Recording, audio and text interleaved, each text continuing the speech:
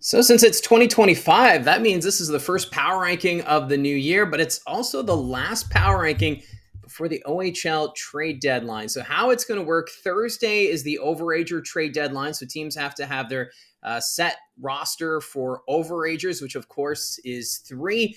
There's only one team right now in the Ontario Hockey League that's over the three overager limit. That's being the Ottawa 67. So we'll keep a close watch on them. And then the rest of the OHL trade deadline will be Friday, January 10th, and that deadline is at 12 noon. And I will be doing a live stream here on the channel starting at 9 a.m. So if you want to stop by and share your thoughts on how the trade deadline's going, it'll be a ton of fun. So looking forward to that. As started the channel a year ago, and we had the trade deadline live stream last season as well. So thought, why not continue that for this year? But this is a power rankings video because it's Monday, so let's dive into it. Starting with number 20, it's the Owen Sound Attack. No change for them. For Owen Sound, they went 1-2, but it was great to see Trent Bennett earn his first career OHL win and first career shutout. It was a 1-0 victory over the Guelph Storm, so big congrats to Bennett, who could be a big piece for this team going forward. Obviously, they have Carter George, who is with Team Canada at the World Juniors, but it's great to see Bennett getting a few starts and some ice time and looked pretty good in that victory. Now for Owen Sound, it looks like they could be one of the busier teams this week ahead of the trade deadline.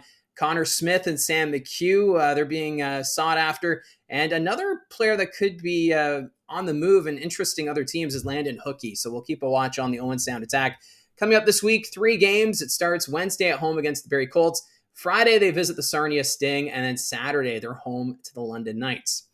At number 19, it's the Peterborough Petes. They dropped one position this week. And for Peterborough, they played 4 games away from home and had a record of 1-3. Although it was a pretty impressive win at the end of the week over the Sudbury Wolves. It was a 5-1 final, but in that game, Nico Addy scored 2 goals in the span of 29 seconds. That was in the beginning of the second period.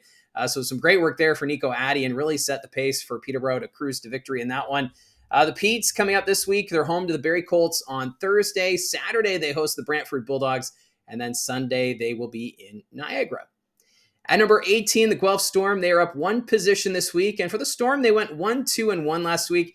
And with Braden Gillespie being traded to Brampton, the Storm are looking to their future. And that's Zach Jovanovski in net. He recorded his first OHL shutout last week. Well, Guelph also forced overtime in their loss to the Kitchener Rangers. But it was a good effort there for the Storm against their Highway 7 rivals. And ending the week with 3 points is not too bad as this team right now in the basement of the Western Conference standings. And of course, the focus this week is on Jet Luchenko.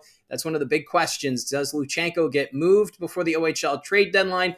Right now, it sounds like the Storm are okay with keeping him, as they don't necessarily have to move him. Of course, he's a Philadelphia Flyers prospect.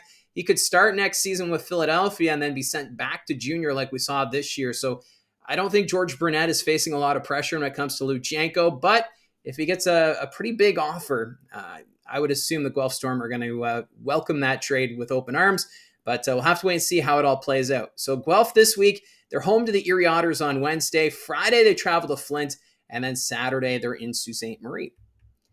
At number 17, that's the Ottawa 67s, who fell 2 spots this week. With the World Juniors now wrapped up, the 67s, they can return to TD Place after playing 9 games away from home. The 67s, 3-4-2, so 8 points over the last 10 games is not too bad. The 67s right now in the 8th seed in the Eastern Conference, 5 points ahead of North Bay. But it sounds like Ottawa will be one of those teams potentially moving some key pieces off of their roster. So we'll see what happens for the 67s. But more importantly, they do have to get down to 3 overagers. They have 4 at the moment. That includes goaltender Colin McKenzie. Then you have Brady Stonehouse, Will Gerrois, and Matthew Mayich. So at least one of those 4 need to find a new home or they will be released. So we'll have to wait and see on that front, which will be the odd man out when it comes to the overager situation in Ottawa. Now this week, they're back home Wednesday to take on the Brampton Steelheads. They host Oshawa on Friday before visiting the Generals on Sunday. At number 16, the Soo Greyhounds. They're up 1 position this week. They only had 2 games. They shut out the Petes 4-0, and then they were shut out 5-0 by the Saginaw Spirit. The Sioux, they're another team that's looking to the future, and we'll have to see how many veterans are moved out ahead of the OHL trade deadline. At this time, the trade between Sault Ste. Marie and Oshawa has not been confirmed. I did a video yesterday talking about the buyers and sellers and mentioned that it appeared as though Andrew Gibson was on his way to Oshawa for Smith and Griffin, although we're still waiting for confirmation from the Ontario Hockey League. So Gibson has been one of the highly sought-after defensemen going into the OHL trade deadline, and we'll have to wait and see. Does Owen Allard find a new home? What about Nord? Does Schenkel get moved? So there are some question marks with the Soo Greyhounds, and all that, of course, will be answered at the end of the week. Speaking of this week, they're on the road Wednesday visiting the Sudbury Wolves, Friday home to Kingston, and then Saturday they're home to the Guelph Storm. At number 15, I have the North Bay Battalion. They're up one position this week, and for North Bay, they're out of the playoff picture as of today, but don't be surprised if this team finds their way into that 8th seed. They might sneak in, kind of like the Barrie Colts last year.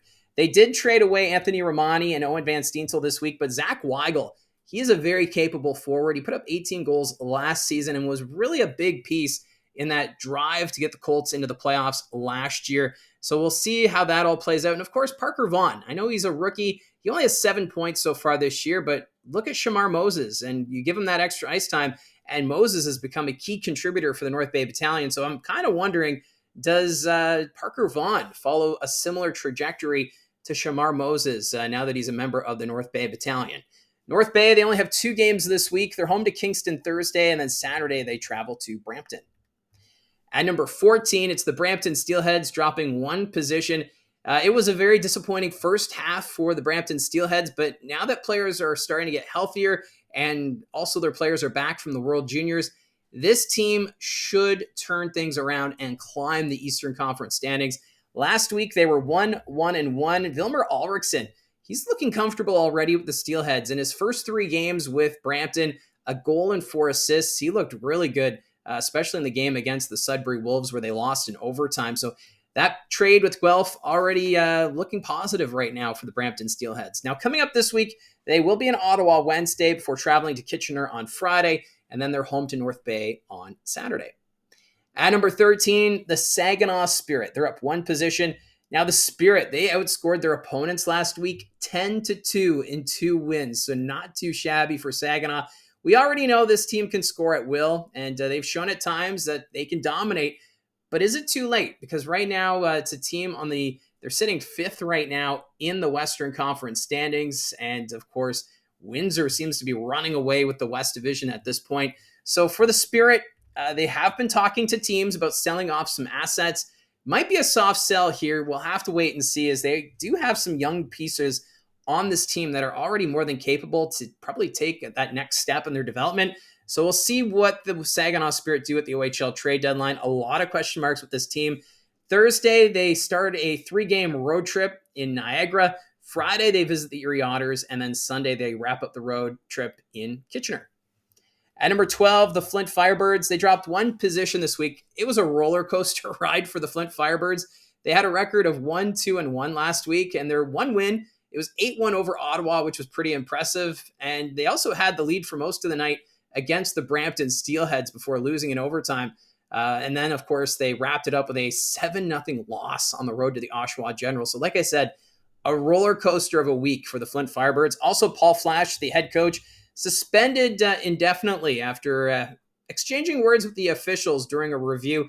Stevie Leskovar delivered a high hit, and Flash didn't agree with the way the penalties were handed out or issued in that hockey game and was ejected. So he already served 1 game of his suspension. We're just trying to figure out how many games he'll miss behind the bench for the Flint Firebirds. And I'm also hearing the Firebirds, they want to be a team that adds before the trade deadline. So this is a team worth following just to see what they do at the trade deadline. They were one of the busier teams last year at the trade deadline, and it looks like we might be seeing a similar situation play out. So for hockey action this week, the Firebirds are in Brantford on Wednesday. Friday, they're home to Guelph. And then Saturday, they take on the Windsor Spitfires. At 11, it's the Brantford Bulldogs. They dropped 2 spots this week. It was not a great week for Brantford. They were 1-2-1. The Bulldogs, they're a team looking to add at the trade deadline, and it sounds like they have some strong interest in Luca Pinelli from the Ottawa 67s. We'll see if they're able to pull the trigger on that one. And you have to figure if they can add Pinelli to go along with Nick Lardis, who's already the one of the highest scoring players in the league. He's got 32 goals, which is tied with Michael Misa for first in the OHL.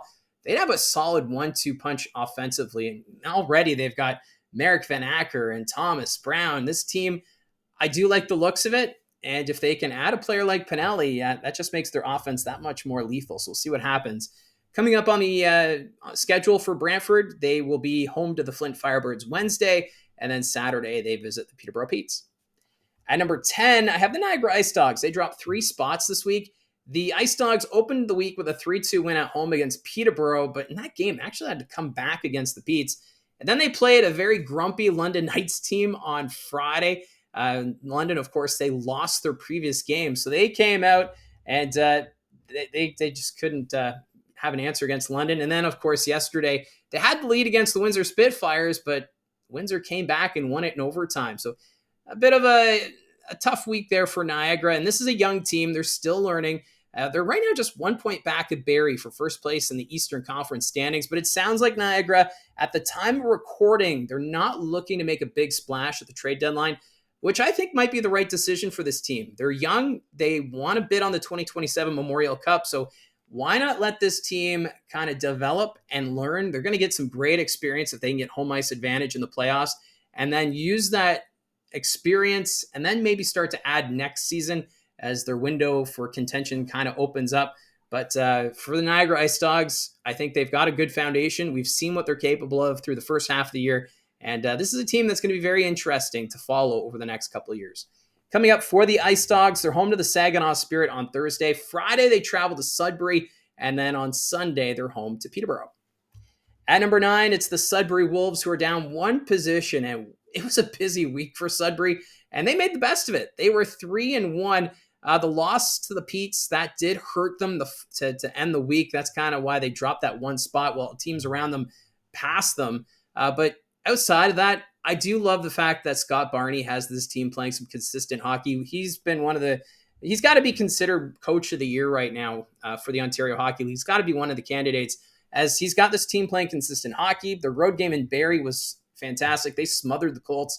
Barrie not really getting an answer in that one. So for Sudbury, they are looking to add from what I'm hearing before the trade deadline, but do they have, does that second half plans include Quentin Musty? He's right now dealing with that hand injury, and they have been speaking with teams to kind of just get a feel of to what teams would offer in a Quentin Musty deal. But if they decided to keep him, I, at this point, wouldn't be surprised with what I'm hearing about the Sudbury Wolves. They might have a deal in place with the Saginaw Spirit, so keep an eye on that. But right now, can they challenge for top spot in the East? We saw the Barrie Colts add. Oshawa is adding. Brantford wants to add. Kingston looking to add. So the Eastern Conference, it's going to be a dogfight come playoff time. And I guess the Sudbury Wolves at this point feeling pretty confident with what they have, especially when they have a healthy Quentin Musty to play with Kieran Walton, who is right now one of the standout players in the Ontario Hockey League. So I do like the look of the Sudbury Wolves. We'll see what they can do in the second half. This week, though, they're home to the Soo Greyhounds on Wednesday. Friday, they take on Niagara. And then Sunday, they host the Kingston Frontenacs. At number 8, I have the Sarnia Sting. They're up 4 positions. They're one of the bigger movers. And I know this is going to come to a surprise for many to see Sarnia this high in the power rankings. They're in the top half. But it caught me off guard a little bit, too, when I put this list together, because I had a double take, because I update this on a daily basis based on results around the league and just whatnot with the wins, losses, the overtime, and all that. So let me break it down. This is why I have the Sarnia Sting at number 8. Sarnia last week were 2-1. They started the week with a 9-3 loss on the road to the London Knights, but then they won 3-2 in overtime at home against London. They defeated Brantford the following game. 4-1 was the final. So Sarnia's getting wins. This team, over their last 10, 6-3, 0-1, which is a pretty respectful record over 10 games. And they've also had some wins over some pretty tough opponents, including the Kitchener Rangers, the Saginaw Spirit, London Knights, and Brantford Bulldogs, who are all teams ahead of them in the overall standing. So things looking up right now for Sarnia. Maybe this is as high as the Sting will get in the power rankings, but still, you have to be encouraged if you're a Sting fan with what this team's been doing on the ice. I know Nick Strzeziczka has been stellar in net, He's really helped to this team, but the play of Beamish with Filak, Young, Fisher, I do like the looks of this team going forward. I know that the Sting have been approached by other teams about trade interest for Young and Fisher, so we'll see if there's some trades happening with the Sarnia Sting, but I think if they stand pat, they'd be okay with it. So we'll have to wait and see what the Sting team can do. This is very promising for the future. And this week, just 2 games. They're home to Owen Sound on Friday, and then Saturday they visit the Erie Otters. At number 7, I have Erie, who are down 1 position. The Otters were 1-2 last week, but they kept things close in their 2 losses to Kitchener and Windsor. But things have been very quiet with Erie on the trade deadline front. But I would anticipate this team will look to add, especially with Matthew Schaefer being out until March due to a broken collarbone.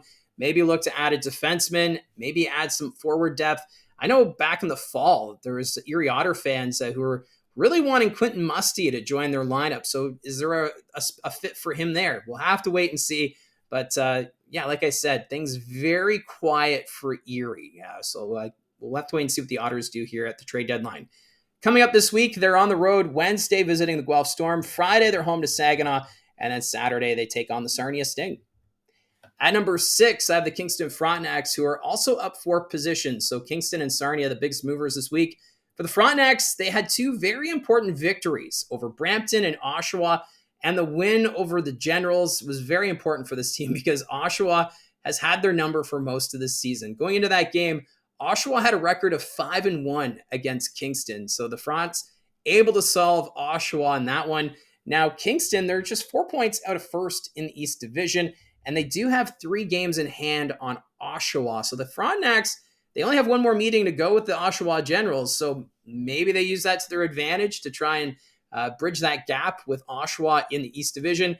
And it does sound like the Frontenacs are looking to add here at this OHL trade deadline. Maybe looking to maybe a piece or 2 to become one of the contenders maybe in the Eastern Conference standings. So like I said with the Sudbury bit, the Kingston Frontenacs also looking to make things very interesting, and it's becoming a dogfight in the East. So this week, they're on the road. They're going through Northern Ontario. Thursday, they will be in North Bay. Friday, they're in Sault Ste. Marie. And then Sunday, they visit the Sudbury Wolves. At number 5, I have the Barrie Colts. They're down 1 position from last week.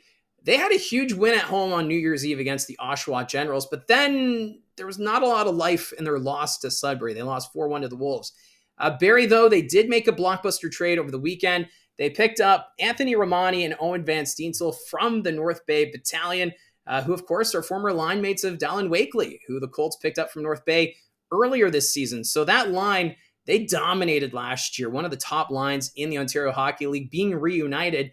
And we'll have to wait and see if Marty Williamson decides to go with the DOA line, as North Bay fans like to call it. And we'll see what kind of impact it'll have. Of course, Anthony Romani has missed significant time due to a broken clavicle that he suffered back in October, but all signs say that he's ready to go. He's been on the ice, waiting to get back into action, and maybe we'll see him make his debut Wednesday for the Barrie Colts. So the Colts, they are also getting some support with the players who are at the World Juniors. Cole Bodwin and Bo Akey back from Team Canada, Emil Hemming from Finland, and Sam Hillebrandt from Team USA. So we're going to see a full lineup this week as long as the Barrie Colts are able to stay healthy. They are looking to maybe add another piece before the OHL trade deadline because they kept most of their second-round picks up to this point. So we'll wait and see what the Barrie Colts do. But on the ice this week, they will be in Owen Sound Wednesday. Thursday, they travel to Peterborough. And then Saturday, a big test at home against the Kitchener Rangers. At number 4, I have the Oshawa Generals, who fell 2 positions this week. For Oshawa, they were 2-2 last week. Wins over Owen Sound and Flint, who are teams below them in the standings. And then losses to Barrie and Kingston, 2 teams that they're kind of competing with at the top of the Eastern Conference standings. Now, Callum Ritchie, he is back, and it sounds like they've added Andrew Gibson from the Sioux.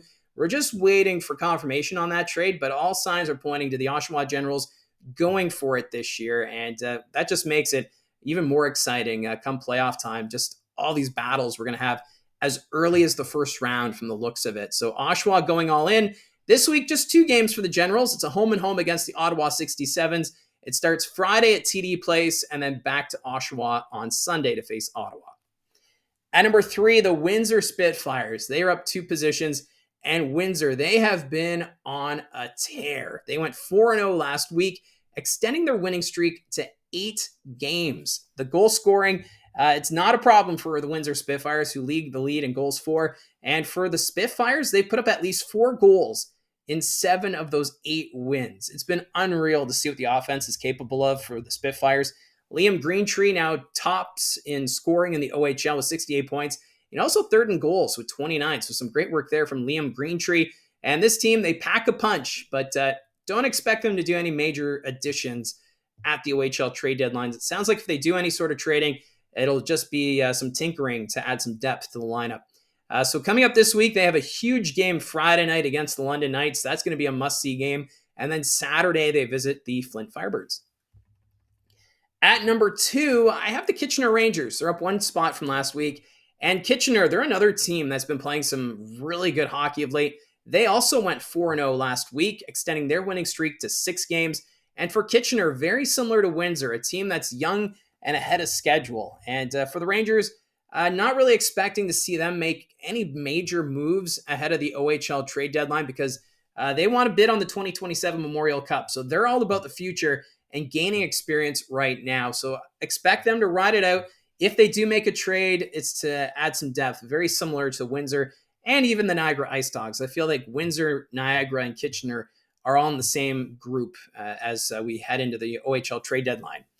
For Kitchener this week, they're home to Brampton on Friday. Saturday, they travel to Barrie, and then Sunday, they're home to Saginaw. So pretty busy 3-3 coming up here for Kitchener. So at number 1, I have the London Knights. No change again from last week. Although I considered dropping London out of the top spot after their overtime loss to the Sarnia Sting, but I wanted to see how they would respond in their next game against Niagara. And the London Knights, they made up for that loss in a big way. A 9-4 victory at home against the Niagara Ice Dogs. Denver Barkey led the charge, 2 goals, 2 assists in that one. So that with that result, I couldn't knock London out of the top spot. This team continues to dominate. They're getting points in their games. And I don't expect London to add at the OHL trade deadline. I feel like the Cam Allen trade might be their only move. But there are the rumors about Jet Luchenko. Does he end up with the London Knights because he's from the area? But time will tell because I feel like George Burnett and the Guelph Storm, they want a pretty significant package for Jet Luchenko. And I don't know if the London Knights are in a position where they want to maybe spend that, considering they have so much talent already on this team. But we'll have to wait and see how it all plays out. The Knights play 2 games this week. Friday, home to the Windsor Spitfires. That game is going to be huge. And then Saturday, they're up in Owen Sound. So that's how I see it from the booth with the power rankings. Let me know in the comments section down below your thoughts. What are the surprises for you? And more importantly, what are your thoughts on the upcoming trade deadline? Who do you think is going to make a move to maybe better position themselves for the second half? Love the interactions. Thank you very much for all your support. Don't forget to hit like and subscribe. Talk to you again soon.